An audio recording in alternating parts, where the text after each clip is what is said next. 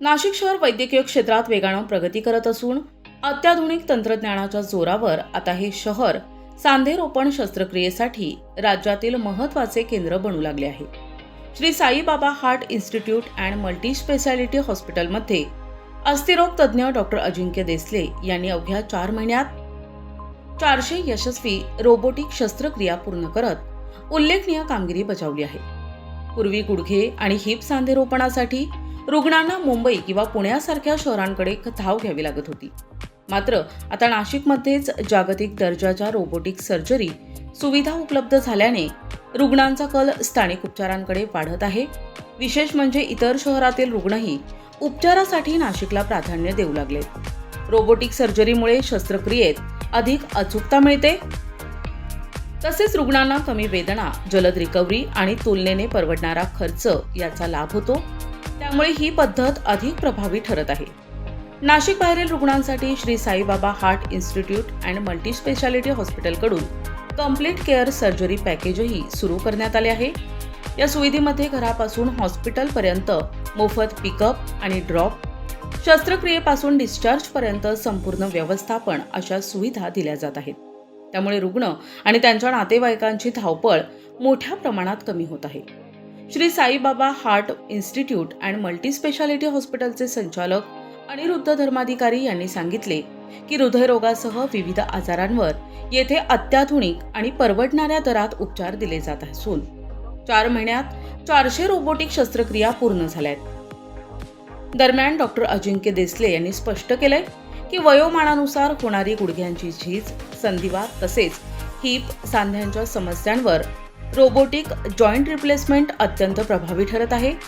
एकूणच अत्याधुनिक सुविधा, अनुभवी डॉक्टर आणि परवडणारे उपचार यामुळे नाशिक शहर आरोग्य सेवेच्या नकाशावर झपाट्यानं पुढे येत असून भविष्यात मेडिकल डेस्टिनेशन म्हणून उदयास येण्याची चिन्ह दिसत आहेत.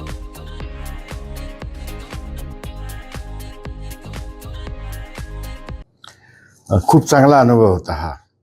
तसं बघितलं तर आत्तापर्यंत साईबाबा हॉस्पिटल हे उत्तर महाराष्ट्रामध्ये एक हार्ट इन्स्टिट्यूट म्हणून प्रसिद्ध होतं की इथे हृदयावरच्या आजारांचा उपचार किंवा इलाज केला जातो म्हणून. नवीन वास्तूत स्थलांतर केल्यानंतर आपण हृदयाव्यतिरिक्त इतर आजारांवरही उपचार सुरू केले आणि त्यासाठी आपल्याला अनेक विशेषज्ञांची, जसं डॉक्टर अजिंक्य देसले आहेत जे सांधेरोपण तज्ज्ञ आहेत किंवा अस्थिरोग तज्ज्ञ आहेत, त्यांच्याबरोबरच इतरही अनेक विशेषज्ञांची आपल्याला साथ मिळाली आणि त्यामुळे आपण हृदयरोगाव्यतिरिक्त इतरही आजारांचे उपचार येथे अतिशय चांगल्या पद्धतीने कमी दरात शक्य असेल तिथे योजनेमध्ये विमा सुविधा असलेल्या रुग्णांसाठी उपचार उपलब्ध करून दिलेले आहेत.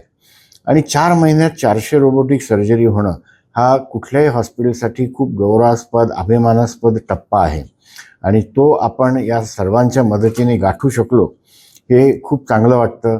अनेक रुग्णांच्या आयुष्यामध्ये आपण काही बदल घडवून आणू शकतोय, चांगले बदल घडवून आणू शकतोय, याचाही खूप आनंद होतोय. या सर्व शस्त्रक्रियांमध्ये यशाचे प्रमाण किती राहिले सर, काय सांगा? रोबोटिक शस्त्रक्रियेमध्ये जवळपास 100% यश असतं. कारण जसं आता डॉक्टर देसलेंनी सांगितलं की तिथे मांडीचा स्नायू कापला जात नाही, छेद छोटा असतो आणि आत स्नायूंना इजा कमी झाल्यामुळे तिथे जीवाणू संसर्ग किंवा इन्फेक्शनची शक्यता सुद्धा कमी होते. त्यामुळे याच्यात सक्सेस रेट जवळपास 100% असतो, जो पारंपरिक शस्त्रक्रियेमध्ये त्याच्यापेक्षा कमी असतो. जाता जाता रुग्णांना आणि नाशिककरांना काय संदेश द्याल? मी नाशिककरांना आणि उत्तर महाराष्ट्रातल्या सर्व नागरिकांना सांगू इच्छितो की स्वतःला निरोगी ठेवा. त्यासाठी नियमित व्यायाम करा, वेळेवर आहार घ्या, पथ्य पाळा, व्यसनांपासून दूर राहा आणि हे जर आपण केलं तर नक्कीच एक दीर्घ आयुष्य आपण जगू शकाल आणि डॉक्टरांकडे जाण्याची शक्यता कमी होईल, उपचार घेण्याची गरज कमी होईल. त्यामुळे नियमित व्यायाम करा आणि आहारावर नियंत्रण ठेवा.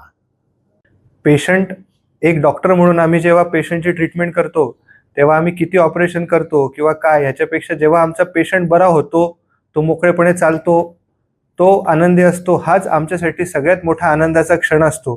त्याच्यामुळे एक 400 लोकांच्या आयुष्यात आम्ही काहीतरी एक बदल घडवू शकलो, त्यांना एक इंडिपेंडंट स्वावलंबी आयुष्यासाठी आम्ही आमच्या बाजूने काही योगदान देऊ शकलो, याच्याबद्दल खूप आनंद वाटतो. रोबोटिक शस्त्रक्रिया म्हणजे नेमकं काय आणि पारंपरिक शस्त्रक्रियेपेक्षा कशी वेगळी आहे, काय सांगा?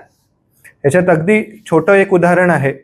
एखाद्या गावाला जाताना, आपण प्रवास करताना आपल्याला एखादा रस्ता ब्लॉक असेल, आपल्याला आधी माहिती नसतं, आपण रेग्युलरली माहिती आहे त्या रस्त्याने जर जात असू तर जायला वेळ लागेल, खड्डे लागतील, टोल लागेल किंवा जाताना त्रास होईल.